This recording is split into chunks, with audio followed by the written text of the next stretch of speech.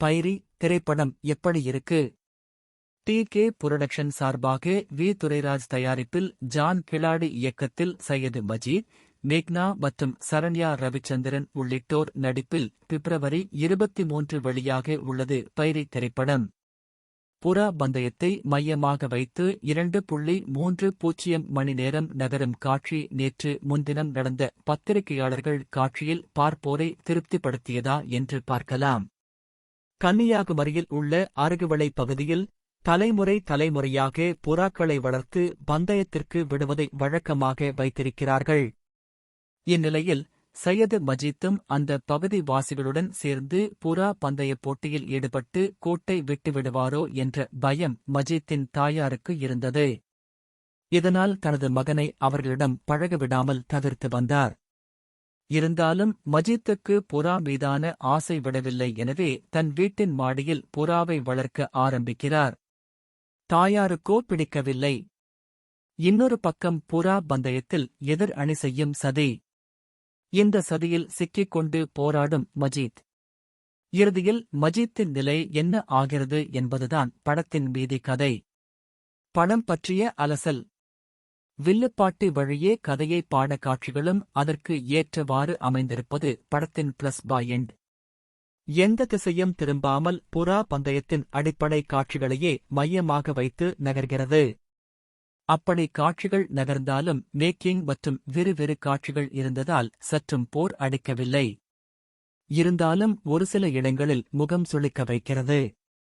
ஆக்ரோஷமாக ஹூரோ புறா பந்தயத்தில் ஈடுபடுவதும் தனது தாயாரை டி என்று கூறும் காட்சிகளும் கடுப்பேற்றுகிறது. ஆனால் கன்னியாகுமரி வட்டார வழக்கை பயன்படுத்தி இருக்கிறார்கள். இது ரசிக்க வைக்கிறது. புறா பந்தயம் என்றதும் மாரி படம் போல் இருக்குமோ என்ற சந்தேகம் உங்களுக்கு வரலாம். மாரி படத்தில் இடம்பெற்று இருப்பது கரணப்புறா பந்தயம். அந்த புறா பல்டி அடிக்கும். அந்த புறா எத்தனை பல்டி அடித்தது என்பதை வைத்து வெற்றியை அறிவிப்பார்கள்.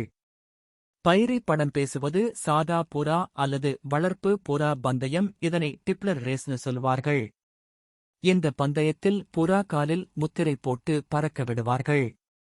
எவ்வளவு மணி நேரம் புறா அதிகமாக பறக்கிறது என்பதை வைத்து வெற்றியை அறிவிக்கிறார்கள். எனவே மாரி படத்திற்கும் இந்த படத்திற்கும் சம்பந்தமில்லை. பாகம் 2 படத்திற்கான அடுத்த கட்டமும் மீதி கதையும் இடம்பெறுகிறது. பொதுவாக அதிகப்படியாக ஹைப் ஏற்றும் காட்சிகள் பாகம் 1 இடம்பெற்றால் பாகம் 2 அப்படியே தலைகீழாக அமையும். அதன்படி வெறித்தனமாகவும் ஆக்ரோஷமாகவும் சென்ற பாகம் 1 காட்சிகள் பாகம் 2 பெரிய அளவில் பிரஷர் ஏத்தாமல் இருக்கும் என நம்புவோம்.